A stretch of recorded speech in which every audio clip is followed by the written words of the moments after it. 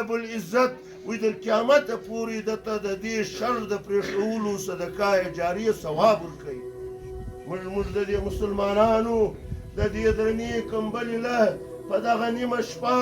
په دغه مبارکو شپه ډېره مبارکه میاشته شهر رمضان را روانه ده چې الله لس لکه د روژه مات پر ټیم بخښي. تاسو موږ وبخښئ،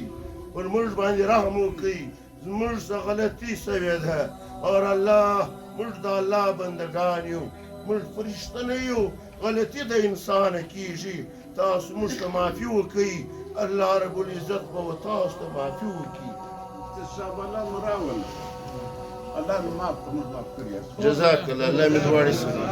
الله مې عزت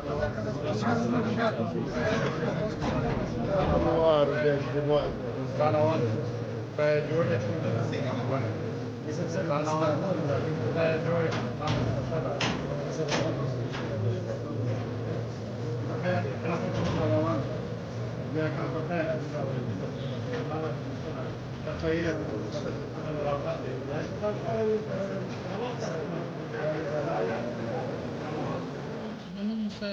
تقریبا یو کال څه مخکې یوه حادثه په کراچي کې پیښه سوې وله، نو دغه ځوان په شهادت رسېدلی ولو. د دغه په باره کې موږ نن په دې مجلس باندې سره ناست یو. انشاءالله الرحمن د سردار دوست محمد خان اکا زه ډېر کور ودانۍ وایم او د دوی د دې کورنۍ ډېره شکریه ادا کوم چې دې درېمانو ته و دې سپین ږیرو ته او و دې علما ته د پاره د الله اختیار وسپارئ او د سپین ږیرو دا مجلس نن خلاص کړي. عاجزانو در دې نن غښتلی سړی، غیرتمند سړی، د الله څخه خوښ کار بل په دنیا نسته لکه نن چې دې سړي کړی دی چې در خپله وینه د پاره د الله دی تېر سوی دی، دې خلکو ته بخښ کړی دی. عاجزانو زموږ ته په معاشره کې دا کیسې خامخا راځي، دا جنګونه راځي، جګړې راځي. دې ته به موږ کښېنو نه، دې ته به موږ ولاړېږو، شپه به هم پر ځان یوه کوو، ورځ به هم پر ځان یوه کوو. نو دا مجلسونه چې د هر چا په کور کې ستړي دي او د هر چا په کور کې ستړیاوې دي، دا به موږ ورځو، دا ستړیاوې به موږ حل کوو. دا که موږ چیرې و دې ستړیاوو ته کښېنو او و دې مجلسو ته موږ کښېنو خلاص یې نه کړو، نو دا زموږ معاشره ته ډېر تاوان کوي. نو دا خلاصیات دا غونډه چې نن پر دې ځای ناسته ده د پښتانه قام د بلوچ دا کمبله باندې دا مجلسونه خلاصېږي لکه نن چې موږ په دې کمبله ناست. زموږ مجلس نه په عدالت خلاصېږي، زموږ مجلس نه په تاړه خلاصېږي، زموږ مجلس نه په وکیل خلاصېږي، زموږ مجلس په یوه شي نه خلاصېږي، په دې کمبله خلاصېږي. دا کمبله د زرو کلو څخه موږ سره پاتې ده. نور خو موږ ټول رواجونه د لاسه ورکړي دي د پښتنو ده. که موږ دا خپل رواجونه د لاسه نه وای ورکړي، موږ دا خپل رواجونه د پښو نه وای لاندې کړي، نن به موږ داسې ستړي نه وای لکه نن چې موږ ستړي.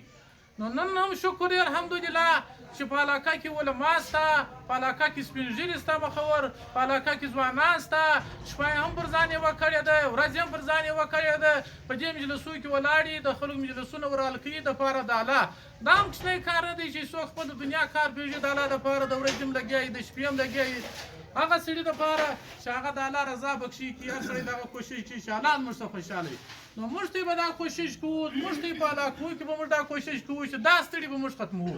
په دې ستړو ته به موږ نه کښېنو چې د هر چا په کور کې ستړې ده، الله دې ور په خیر ور خلاصه کړي. لکه نن چې د دې خلکو دا خلاصه سوې ده، خو دا هر چا ته موږ خواست کوو که د چا په کور کې ستړي، دا مفتي صاحب دی، دا نور مسلمانان دي چې هر څوک یې دا خلکو ته ځان ورسوي، دا ستړي مجلسونه حل کوي، دا ستړي در خلاصوي. نو بیا زموږ په علاقه کې چې ستړي خلاص شي، زموږ په علاقه کې خوشحالي راځي،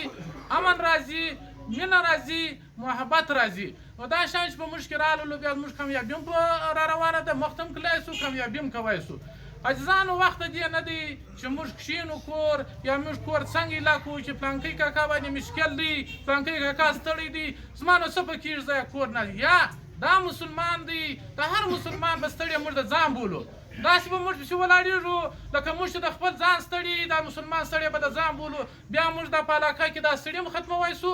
خوشحالي هم راکړلی سي. او که موږ کور ناست یو ولاړېږو نه، د دنیا کار نه کاریابو، بیا دا ستړي نه خلاصېږي. دې ته به د دنیا کار کاریابی شپه ورځ به پسې ځغلې. عزیزانو زه دا خواست ورته د کوم په سر یې دا نوي طبقې ته دا خواست کوم چې ډېر احتیاط کوئ، د جنګو سره احتیاط کوئ، برداشت راوړئ، یو د بل څه د خبرې برداشت راوړئ، یو شی باره نشته. که چیرې سړی په یو منټ برداشت راوي ګرد عمر به دا سړی وسای او که چیرې برداشت نه راوي د شیطان په خوله وکړي شیطان خو زموږ ته دښمن دی موږ ته نور پرېښل راکوي نو موږ به د الله او د الله د رسول پر لار ځو او دا مجلسونه به داره کمال کوو لکه د الله او د الله د رسول رضا پکښې کي په دې کې به موږ ولاړېږو کښېنه به نه شپه به هم پر ځای وکوو ورځ به هم پر ځای وکوو نور ورځستی ټیم نه ضایع کوم دغه درېمانو نومونه به له زه بیا هم وار واخلم چې زما سره سره دي هغه د دې لپاره اخلم چې دا څوک دعا ورته وکړي او مفتي صاحب زموږ سره په دغه درېمانه کې ملګری وو ملک نعیم کاکا زموږ سره په درېمانه کې ملګری وو محبوب خان اسکزی زموږ سره په درېمانه کې ملګری وو یو چې قادر خان اکا اسکزی زموږ سره ملګری وو جمعه اکا نو دا زه په دې باندې اخلم چې یو انقلابي صاحب چې د ده نوم صدو خان دی دا زموږ سره ملګری دی دا د هغه طرف د اندړو د طرفه دی زموږ سره درېیم هم ولو مشر یې هم دی او دا زموږ په دې مابین زموږ سره ښه کردار وکړي او ښه اخلاق یې را سره وکړي په دا کیسه کې را سره ودرېدي چې دا کیسه سره خلاص وله نو دا نور مې ټیم نه ضایع کوم دا نور مشران چې ناشې نومونه خو نه سم اخیستلی ډېر خلک یې د ګورو کورودنۍ وایم چې دې ځای راغلي دي الله هر سړي ته یوز ورکړي د هر قدم یوازې الله سړي ته ورکړي دا انشاءالله تعالی الله پاک د دې یوز هر چا ته ورکړي ولې دا د الله دپاره دی دا د خیر کار دی دا د نامه کار دی نه د نامه دپاره دا کېږي دا د الله دپاره 10 لکه کالدارې نقدې موږ راوړي دي چې په دې کې نه چک شته نه شی صادق دي دغه راڅخه دي ملک صاحب زموږ ته قبولي کړي شمار دي کې نو باره به زموږ د درېمانو د مابین د خپله پروسه ټوله پوره شي ملک صاحب ته خبر وکړه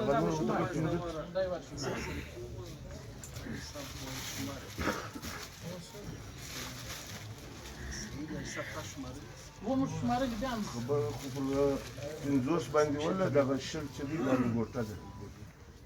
حاجي سردار محمد صاحب ډېر کورودان كما أثنيت على نفسك اللهم صل على سيدنا محمد عدد ما في ملك الله اللهم أحسن عاقبتنا في الأمور كلها وأجر اللهم اهدنا واهد بنا واجعلنا سببا لمن اهتدى